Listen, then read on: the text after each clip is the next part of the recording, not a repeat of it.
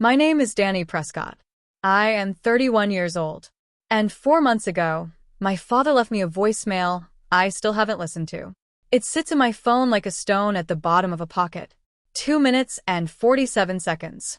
I can see the timestamp, 9:04 p.m. on a Tuesday in January, and I know exactly what night that was because I know what was on the news at 6 o'clock that evening, and I know that his area code is still saved in my contacts under a name I gave him when I was 12 years old, before I fully understood that names you give people can outlast the people themselves and outlast whatever you believed about them when you chose the name.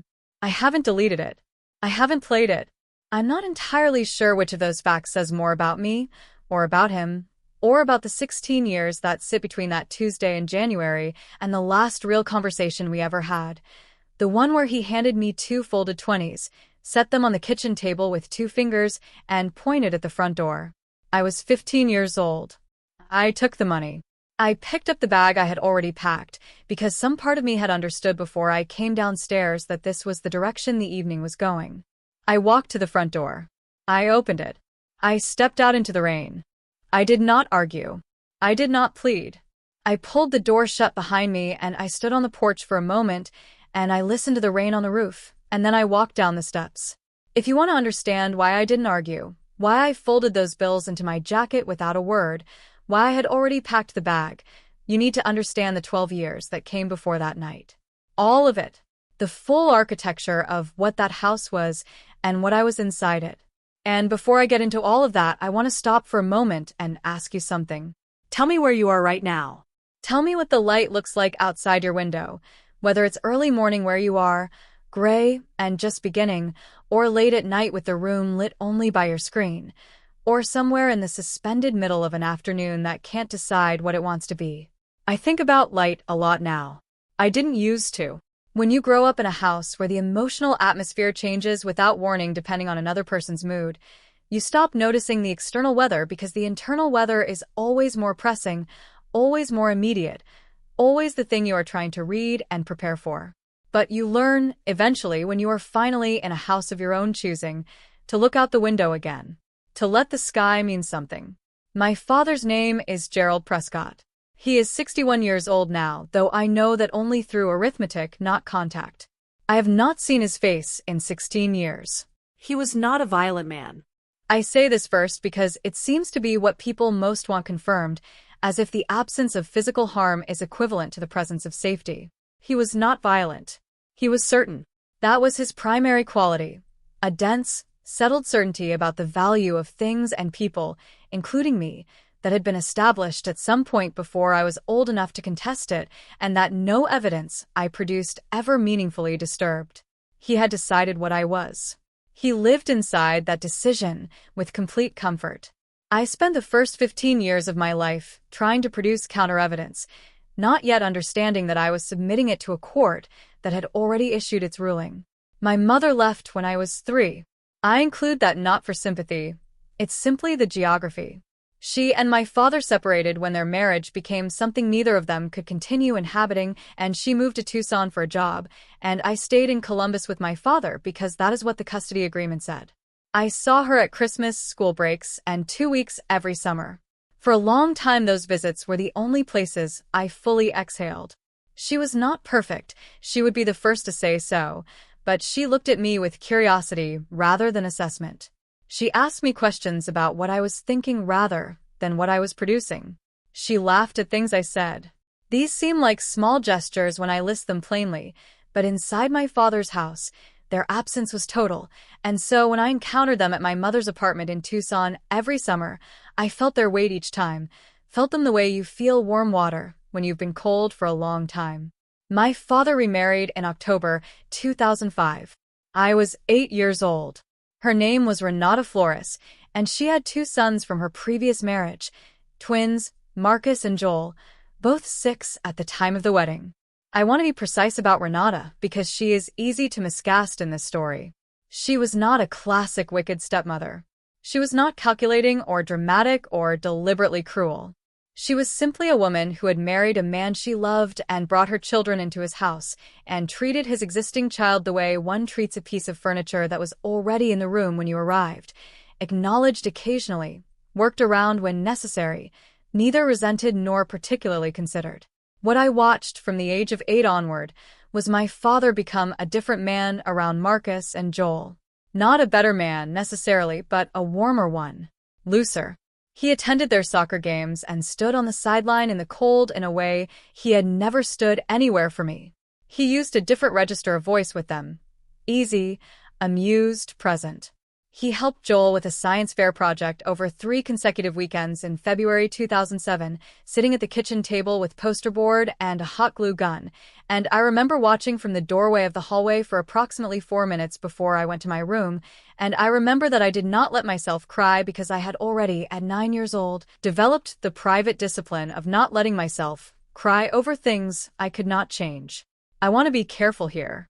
I have done enough work on myself to understand that triangulating a parent's love through comparison with siblings is a road that leads nowhere useful. I know that. What I am doing is not comparison for its own sake. I am describing the specific education in self-reliance that my father's household delivered, the way a certain kind of cold teaches you the precise value of heat. By the time I was 10, I understood that I was operating in a separate category from Marcus and Joel, not hated, not targeted, but adjacent. Present in the house the way a plant is present. Watered at minimum requirement. Not expected to be particularly interesting.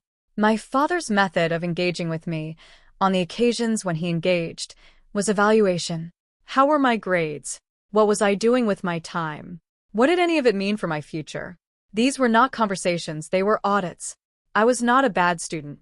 I was, in fact, a very good one. The kind who made flashcards at midnight and cried quietly over a B- because she understood with precision what a B- would generate at the dinner table. In 8th grade, my cumulative GPA was 3.7. My father's response when the report card came home in June 2010 was to study it for a moment and then say, with the evenness of a man stating a fact rather than delivering a wound, Marcus gets straight A's and he's 2 years younger than you. He folded the report card and handed it back. I was 13. I took the card. I went upstairs. I sat at my desk and I put the card in the bottom drawer and I did not take it out again. I stopped asking my father to come to things after that. There had been a long period from roughly ages 9 to 13 during which I had kept trying. School presentations, the winter choir concert in December 2010 where I had a small solo, the district academic bowl in February 2011 where my team placed second.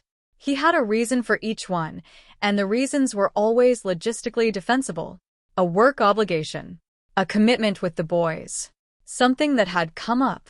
I had no counterargument because the surface of each excuse was smooth and reasonable, and I was not yet old enough to articulate that an accumulation of smooth and reasonable excuses, when they all point in the same direction, is not a coincidence. I developed a private ritual during those years of choosing one face in any audience I performed in front of, a stranger, always, and directing my work toward them. The parent of another student. A teacher sitting to the side. Someone's grandmother who had come early and taken the middle seat. I don't think I was consciously aware of what I was doing at the time. I think I was solving a problem. If the person I needed in the audience wasn't going to be there, I would find a substitute. I would give my performance somewhere for it to land. I'm a communications professional now. I run programs that teach young people how to speak on camera, how to know who they're talking to, how to find the audience inside the room. I don't think it's an accident that these are the things I care about most. We teach, often, what we most needed to be taught. The night everything ended was February 7th, 2009. A Saturday. I was 15 years and 4 months old. I had been at my friend Terry Alcott's house since 2 in the afternoon, working on a study session for an algebra unit that was giving me serious trouble. Inverse functions. The concept had not clicked the way most math concepts eventually clicked for me, and I had a test the following Friday, and I was, at that point, carrying a 74 in the class for the current marking period. I had not told my father. I had gotten a 91 on the quiz that Wednesday. I had checked my score at 7:15 a.m. in the school computer lab before first period, and I was genuinely, and with real effort, in the process of pulling the grade back up. I had calculated that by the time the marking period closed, I could bring it to an 81 or 82 if I got an 88 or above on the upcoming test. I had a plan. I was executing it. My father had pulled my grades from the school's parent portal that afternoon. He had the login. I had forgotten, or perhaps never fully internalized, that he had the login. I came home at 9:30 p.m. The rain had been coming down since late afternoon, the flat, gray Ohio February kind of rain that settles onto ice and makes everything reflective and cold. I remember the sound of it on the porch roof when I came up the steps, and I remember the specific quality of the light in the kitchen window, which was on, which meant my father was still up, which was unusual for a Saturday by that hour. He was at the kitchen table. The printout was in front of him. He had his hands folded on top of it. I stood in the doorway. I said, "Hi." He looked at the paper.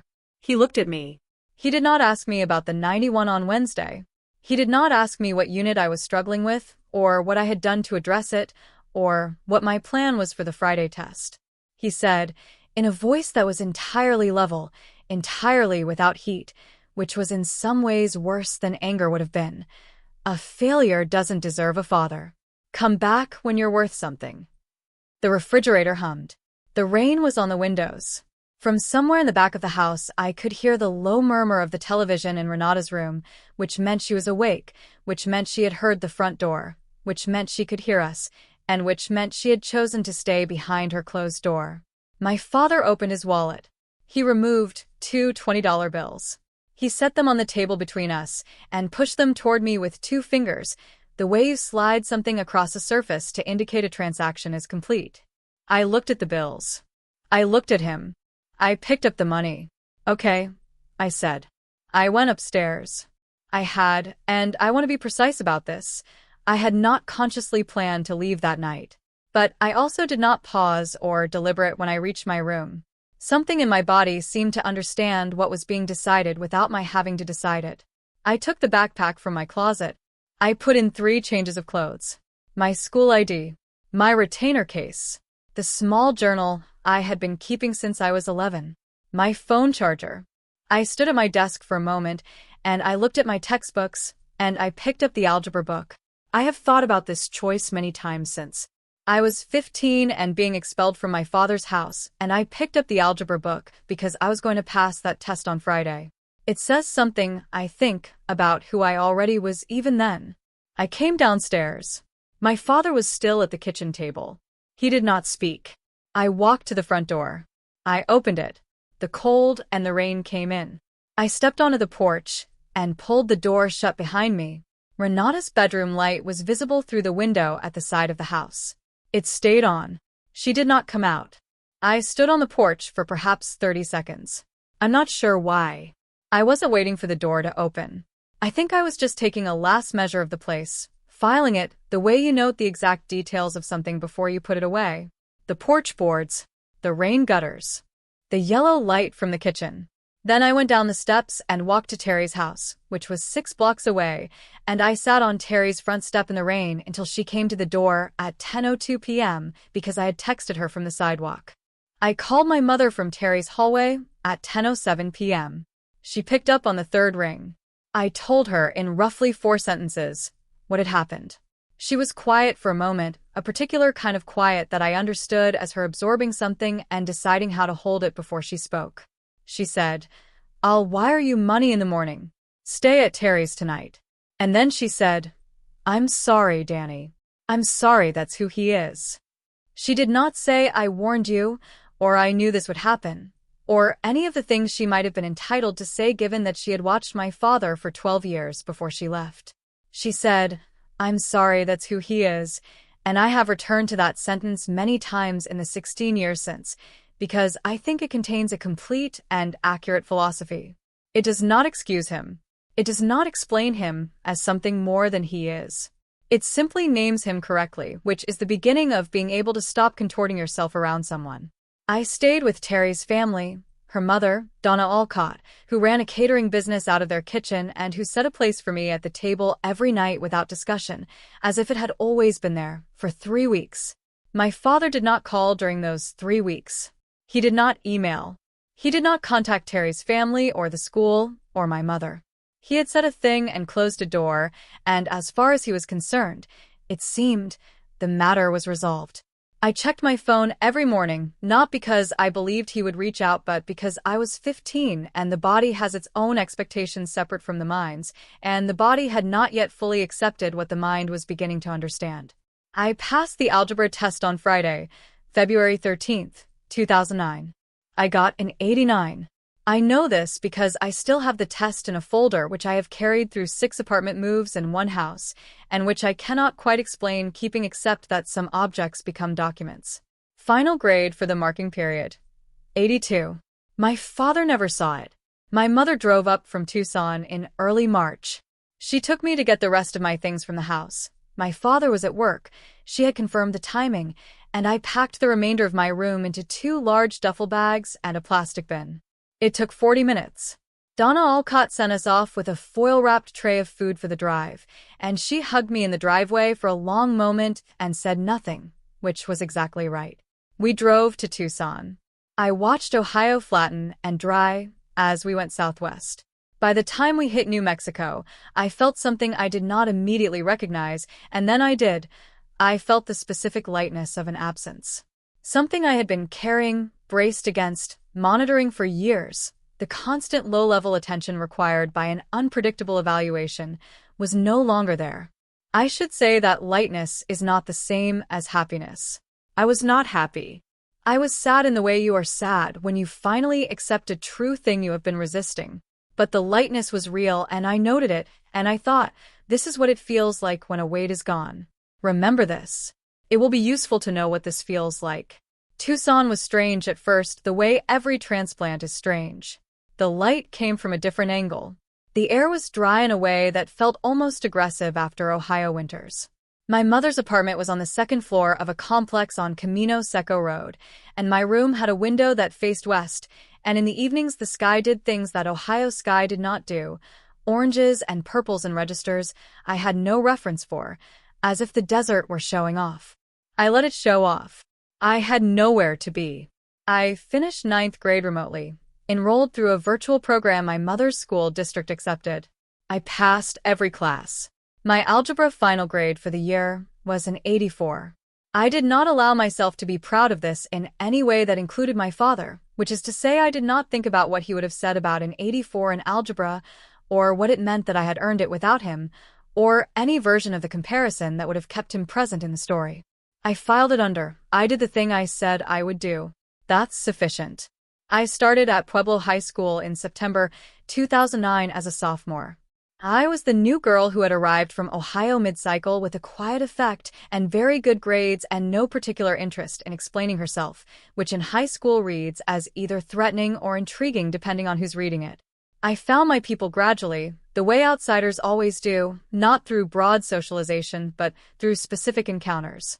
A girl named Priya, who sat next to me in AP English and laughed, genuinely, at something I said under my breath about a Hemingway passage. A boy named Darnell who ran the school newspaper and invited me to write something after he read an essay I submitted in English class. I wrote a piece about what it felt like to drive across 4 states at 15 and watch your origin point shrink in the rearview mirror. Darnell ran it with the headline he chose, What Ohio Looked Like Going Away. My English teacher, Mr. Arce, stopped me after class and said, with the specific gravity of a teacher who means it, You have a real voice. Don't let anyone take that from you. I want to stay for a moment on the summer between junior and senior year 2011 because this is where the path I eventually walked began to take its specific shape. There was an elective called Communications and Media Studies which ran on a rotation and came up in my junior year schedule almost by accident. I had needed a credit, and the slot was open. The teacher was Ms. Patricia Voss, who was in her late 40s, slightly underslept, and treated the elective with the rigor of a graduate seminar in a way that seemed to confuse most of my classmates and energized me in a way I couldn't fully account for at the time.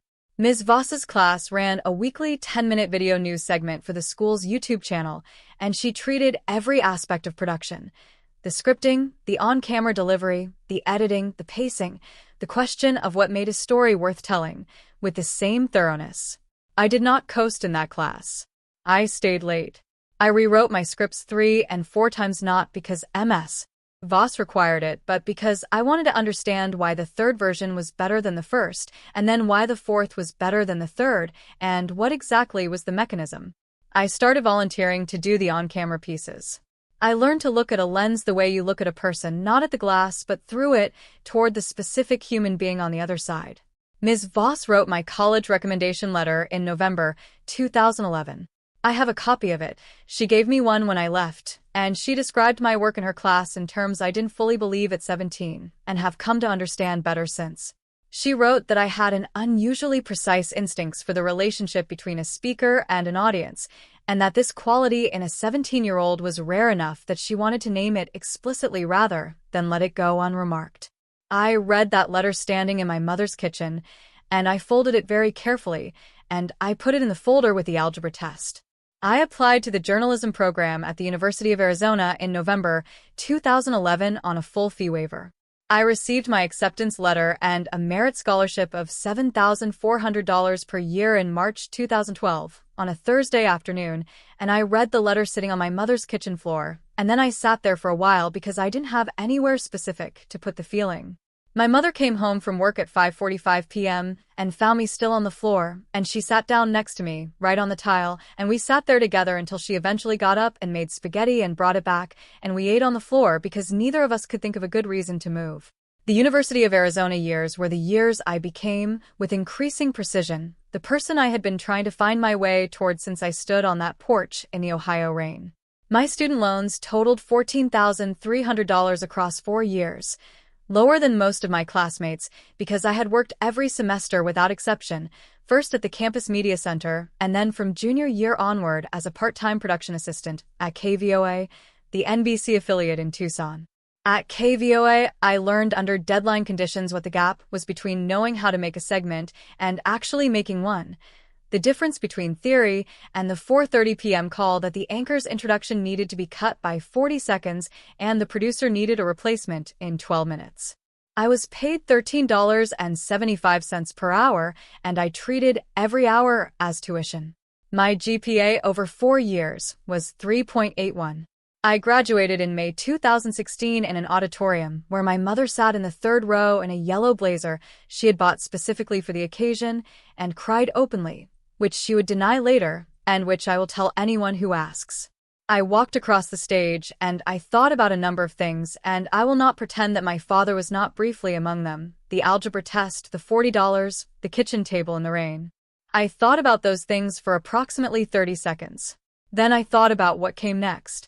My first job out of school was a junior producer role at a nonprofit media organization in Phoenix called Sonoran Press Collective, at a salary of $36,400. I moved into a 2-bedroom apartment off Central Avenue with 2 roommates, Jasmine, a social worker, and a graduate student named Tom, who kept an elaborate spreadsheet of our shared grocery costs that I found both slightly oppressive and reassuring. I kept my own budget in a spiral notebook, rent $847 per month, my share of utilities averaging $94, groceries $210, student loan payment $183 per month, everything else, transportation, clothing, phone, mapped against what remained. I did not eat out except on Sundays, where I allowed myself one real meal that was not assembled from a grocery trip, a rule I maintained for approximately 14 months before Jasmine staged what she called an intervention and took me to a taco place on McDowell that cost $11 and was, she said correctly, non-negotiable. I was 22, I was in debt, I was tired on a Wednesday evening in ways that had specific texture and weight, and I was, in the real and unironic sense, fine. Fine as a category of success is underrated. Fine means you are upright, you are moving forward, the trajectory is positive even if the daily experience is unremarkable. I had come from $40 and a closed door. I was fine. That was, by any honest accounting, extraordinary. I met Joanna Ferreira at a media industry networking event in Phoenix in October 2017. I was 23 and 18 months into my second job at a digital media startup where I was the youngest person on the editorial team and had recently been given lead production responsibility on a weekly long-form segment, which I ran on 4 hours of sleep, and a conviction that if I did it well enough and long enough, it would become something I could point to. Joanna had been in journalism and nonprofit communications for 20 years. She was building a foundation, the Ferrera Media Access Foundation, focused on media literacy and access programming for underserved youth in the Phoenix metro area, and she told me directly within 15 minutes of our introduction, for someone who understood both the editorial side and the operational side, and was willing to do the work before the infrastructure was in place. She was describing, with some accuracy, the only kind of work I had ever done. We talked for an hour at that event, ranging from curriculum design to grant strategy to what she believed was fundamentally broken in how media literacy was taught in K-12 settings, which was that it was treated as a literacy supplement rather than a civic necessity. I had opinions about this. I had specific, considered, evidence-based opinions, and I expressed them without performing deference to her 20 years of experience, and I think this was the thing that made her call me on the following Thursday at 3:15 p.m. with a contract offer at $48,000. I want to be direct about what Joanna was and was not. She was not a benefactor who transformed my life from the outside. She was a woman who recognized specific competencies and offered a structured context in which those competencies could grow into something larger. What I brought was 14-hour days, a clarity of purpose that did not fluctuate with the difficulty of the task, and the specific drive of someone who has been told, by a person whose job was to believe in her, that she was not worth the investment. I did not coast. I have never had the reflex of coasting.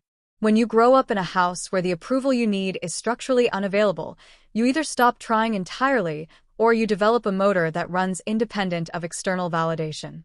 I developed the motor. It is not always comfortable to have, but it runs. By January 2019, I was Director of Communications. We had secured a 3-year grant of $1.2 million from a regional education fund, negotiated with the assistance of nonprofit attorney Marcus Webb, who filed the grant compliance paperwork on February 4, 2019, and reviewed our organizational bylaws the following week to ensure alignment with the funding requirements. A separate corporate partnership, finalized in September 2019, brought $287,000 in equipment and technical support. We placed programs in 11 schools across Maricopa County. By early 2021, we were reaching approximately 3,400 students annually. I had a staff of 4 full-time employees and a rotating cohort of graduate fellows from ASU's journalism school. I was 27 years old, and I was making $74,500 a year, and I had built something real in a city I had arrived in at 15 with $40 and a backpack. These facts sat together in me quietly, not as victory. I did not relate to the work as victory, but as confirmation.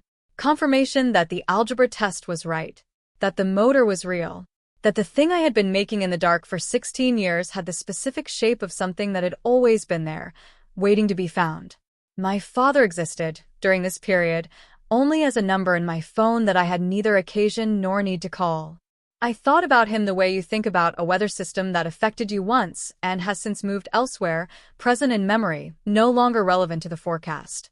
Something inside me had, sometime in my mid-20s, finally loosened what had been tight for years. Not forgiveness in the sense of absolution. I am precise about language. It is my professional instrument, but release.